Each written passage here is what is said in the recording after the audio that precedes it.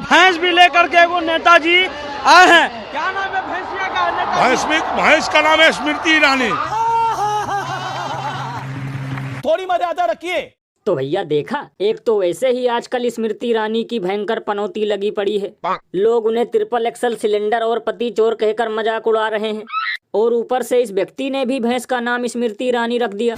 लल्लन भैया यही सब देखकर तो कल से टेंशन है कि कहीं आगे चलकर अमेठी वाले इनका नाम शक्कर की बोरी न रख दें। क्योंकि लल्लन भैया वहाँ पर स्मृति चाची ने वादा किया था कि कमल का बटन दबाओ और 13 रुपए किलो शक्कर पाओ, और अब लोगों का चप्पल तक घिस गया, लेकिन 13 रुपए किलो शक्कर का कुछ अता पता नहीं। भैया इसीलिए तो लोग घनघोर बेइज्जती करते हुए ये कहते हैं कि देश के नेताओं का गजब है कारनामा, क्योंकि ये टोपी के साथ लोगों को पहना देते हैं पैजामा। गजब बेइज्जती है। ये बिल्कुल सही कहा आपने, क्योंकि लोगों को उल्लू बनाने और चूना लगाने में इन लोगों को एक्स्ट्रा टू भी महारत हासिल है। क्योंकि पहले ये लोग कहते थे हमारी सरकार बनते ही महंगाई धरती छोड़कर भाग जाएगी, बेरोजगारी का नामो निशान नहीं रहेगा और हवाई चप्पल वाले भी हवाई जहाज में बैठेंगे। लेकिन अब है लोगों का जेब खाली और सारा वादा निकला जाली। और अभी तो रुको, क्लाइमैक्स अभी बाकी है। मैं बहुत छोटी आयु में घर छोड़ करके एक झोला लेकर के चल पड़ा था।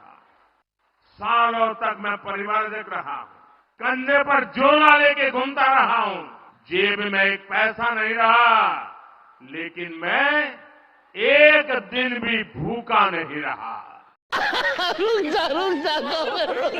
तो भैया सुना, विश्व गुरु बहुत ही छोटी उम्र में घर से झोला लेकर निकल पड़े थे और देश भर में भटक रहे थे, और तब इनके जेब में एक फूटी कौड़ी तक नहीं होती थी।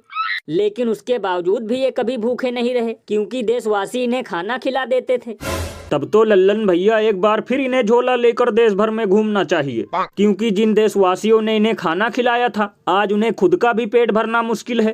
अरे बाप रे, ये तो धोती खोल रहा है। क्योंकि आटा, दाल, गैस, डीजल, पेट्रोल सब महंगा है, और उसके बावजूद जीएसटी का तड़का, और जब जब युवा मांगने गया नौकरी तो उसका भी अंग अंग भड़का। भैया इसीलिए तो इस पर महान कवि बाबा लपेटू दास ने कहा है कि जिन देशवासियों को ये लोग कहते हैं अपना परिवार, बेच देंगे एक दिन उनका ही ये कपड़ा उतार।